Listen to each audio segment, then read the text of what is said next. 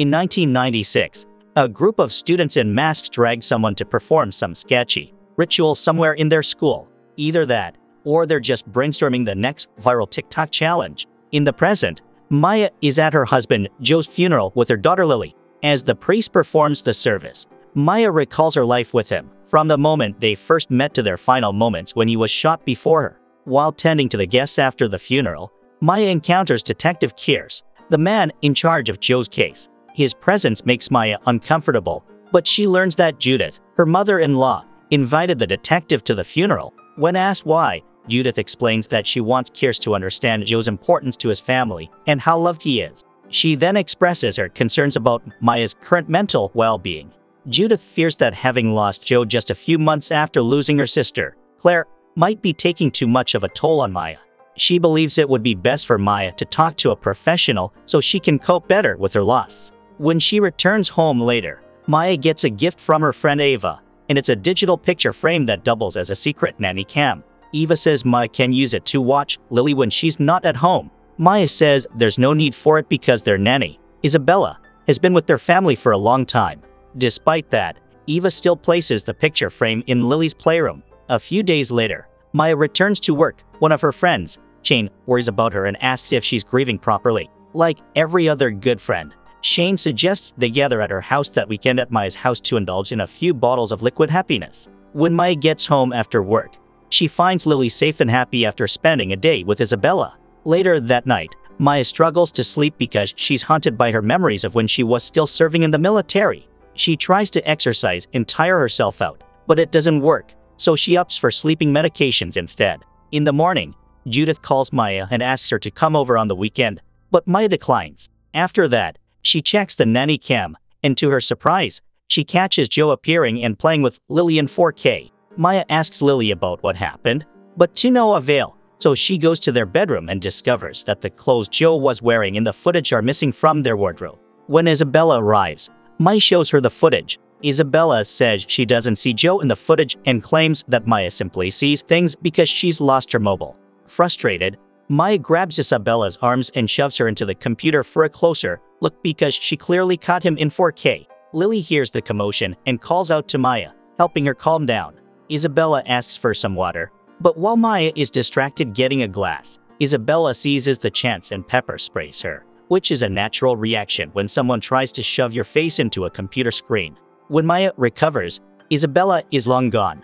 Detective Kears later visits Maya and expresses his concern about her condition. She tells him about the nanny cam footage, and just when she's about to show it to him, she discovers that it's gone and thinks Isabella took it. Naturally, Kears thinks Maya is just hallucinating things because of her grief. The detective asks Maya questions about what happened on the night Joe lost his life. Maya says they were cornered by two men on motorcycles who attempted to rob them.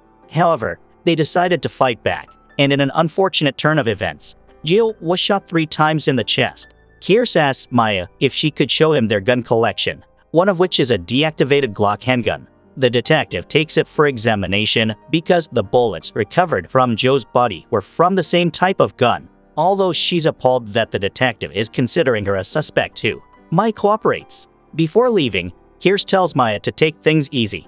On his way back to his office, Kears momentarily passes out while driving and rams his car into a fence. As he recovers, he sends someone a message that says it happened again, implying that it isn't the first time such an event happened to him. When his boss asks him about what happened later, he lies and says he got into that accident because he was trying to avoid hitting a cat on the street. His boss feels concerned about it and asks if he's been drinking again.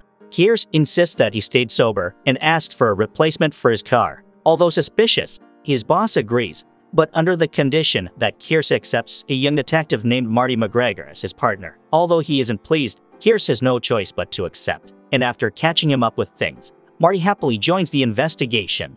Given that Maya had just lost her sister 4 months before losing Joe, Kears thinks she's going through a lot, since he also considers her a suspect. The detectives try to figure out a possible motive while waiting for the lab and ballistics report of Maya's gun. Meanwhile, Maya calls Judith about Joe's body. It seems she never saw her dead husband's body and wants to know what he looked like. Although she finds the question odd, Judith still answers her. She then advised Maya to seek professional help before it was too late. Maya has no plans to give up and reaches out to Isabella. When the nanny doesn't answer her, Maya visits her sister's place to see her niece and nephew and drop off Lily. She also finds her brother-in-law, Eddie, still grieving and relying on alcohol to get through his day, which she doesn't find surprising. Maya tries to advise him, but his suggestion box about moving on with what happened to Claire is still closed. Later, Maya encounters Kears, who says he's updating Judith on the case. Maya tells him she plans to visit Isabella at her home to talk to her about what happened, and the detective tags along. Despite Maya's efforts, Isabella refuses to talk to her. After that, Maya goes to watch her niece's football practice game. While there, she keeps seeing Joe, which greatly disturbs her. She eventually gets into a confrontation with a football coach because of his inappropriate treatment of her niece. The coach also acts rudely towards Maya, so she gives him a taste of the scariest takedown move in all of history. It's known as the ancient martial art of dropping his trousers and exposing his wee Willy Wonka. Sadly, Maya's actions don't sit well with Eddie, and he asks her to keep her distance from his kids. He thinks death follows her, and he doesn't want anything bad to happen to his children.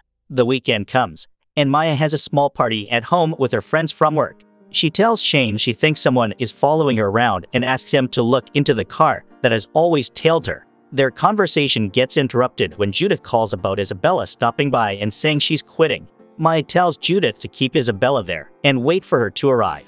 However, when Maya reaches Judith's estate, Isabella is already leaving, so she's forced to go after her. Although Maya was able to corner her car, Isabella managed to escape because her boyfriend blocked Maya. After returning to the estate, Maya confronts Judith for trusting the nanny over her. She tells her about the camera footage, but like everyone else, Judith also thinks that she's simply hallucinating.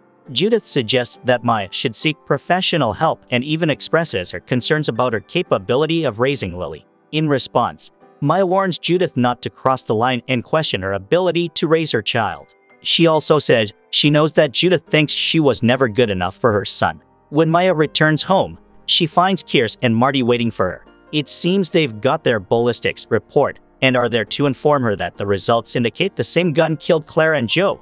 However, they're no longer suspicious of Maya because she was on military duty when Claire passed away. Elsewhere, Isabella opens the SD card from the nanny cam on her laptop. She then watches the footage of Joe playing with Lily and deletes it afterward. Episode 2. In the past, while she was still on military duty back, Maya gets a call from Joe about Claire's passing. Maya immediately flies home and is comforted by Joe as she mourns the loss of her sister. In the present, Detective Kears asks Maya about the relationship between Claire and Joe. Maya says they got along well and worked together, realizing what he might be implying. Maya clarified that her sister and husband didn't have an affair. The next day, Maya drops Lily at a daycare before going to work, bothered by the recently discovered leads on her loved one's death. She visits Eva to ask some questions about her sister.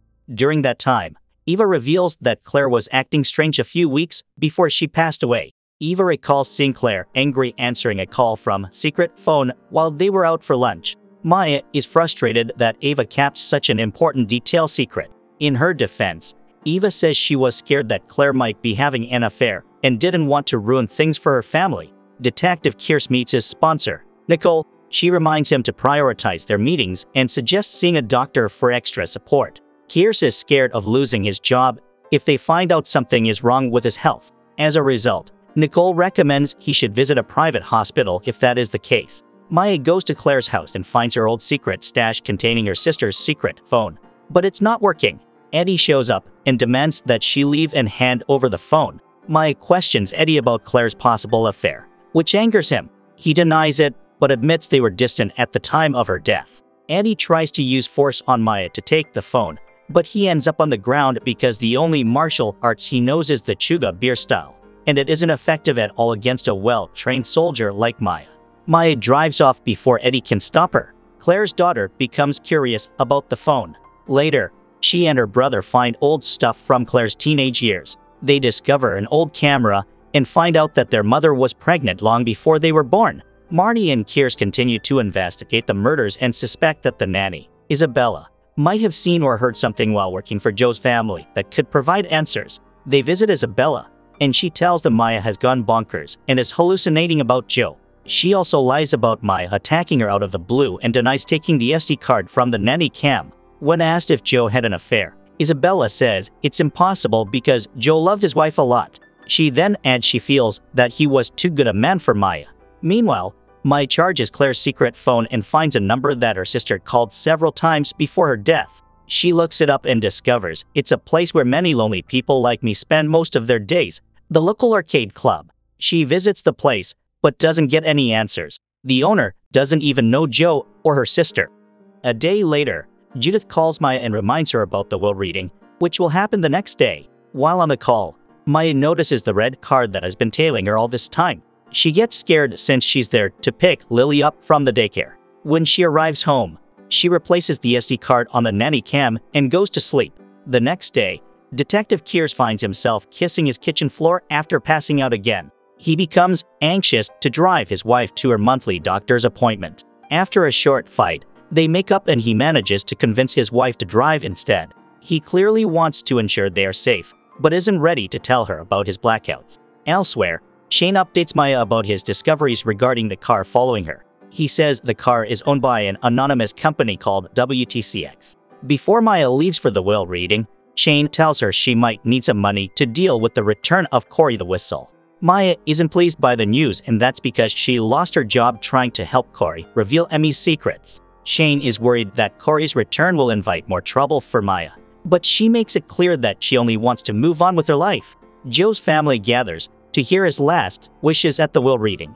To their surprise, the lawyer tells them they should postpone because, in a strangely suspicious turn of events, they couldn't get Joe's death certificate. Joe's sister, Caroline, confides with Maya, saying she finds it strange that there is no death certificate. She then brings up the death of her brother, Andrew, and how she never saw his dead body. Caroline asks Maya if she saw Joe's body. Although Maya says she didn't see the body by choice, it's clear to both of them that the real reason is that Judith didn't permit it. Caroline is suspicious that Joe isn't truly dead because of this. Maya tries to convince her that Joe is gone and that she was there when it happened. However, both of them know it's just a classic case of coke. Not long after that, Caroline shows Maya something she discovered. She opens a file on a computer and points out that Detective Kears is receiving money from their family's private bank account, leaving Maya shocked. Subscribe to watch more videos like this. Turn on notifications and leave a like to help the channel out. Thank you for watching.